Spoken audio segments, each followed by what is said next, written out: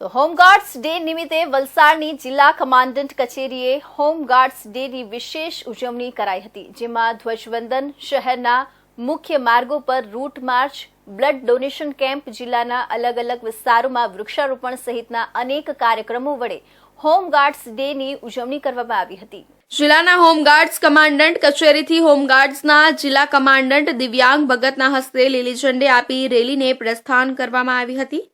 આ રેલી શહેરના મુખ્ય માર્ગો પર ફરીને પરત હોમગાર્ડ્સ કચેરી આવી હતી। હોમગાર્ડ્સ કચેરી સહિત જિલ્લા વિવિધ વિસ્તારોમાં હોમગાર્ડ્સ જવાનો દ્વારા વૃક્ષારોપણ કરી પ્રકૃતિની જાળવણી માટે લોકોને સંદેશો પાઠવ્યો હતો। તેમજ કચેરી ખાતે રક્તદાન કેમ્પનું આયોજન કરવામાં આવ્યું હતું। વલસાડ બ્લડ બેંકને રક્તની પડતી અછતને પહોંચી વળવા આ રક્તદાન કેમ્પનું આયોજન કરવામાં આવ્યું હતું।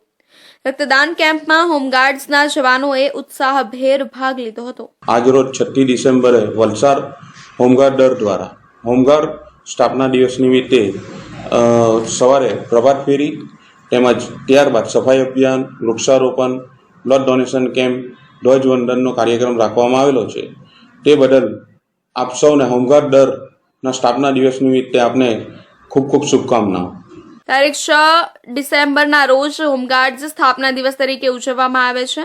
વલસાડ જિલ્લા હોમગાર્ડ્સ કચેરી ખાતે પણ જિલ્લા કમાન્ડન્ટની આગેવાનીમાં ઉજવણી કરાઈ હતી, જેમાં વૃક્ષારોપણ, સાફ સફાઈ અભિયાન અને બ્લડ ડોનેશન કેમ્પનું આયોજન જિલ્લા કમાન્ડન્ટ કચેરી ખાતે કરવામાં આવ્યું હતું।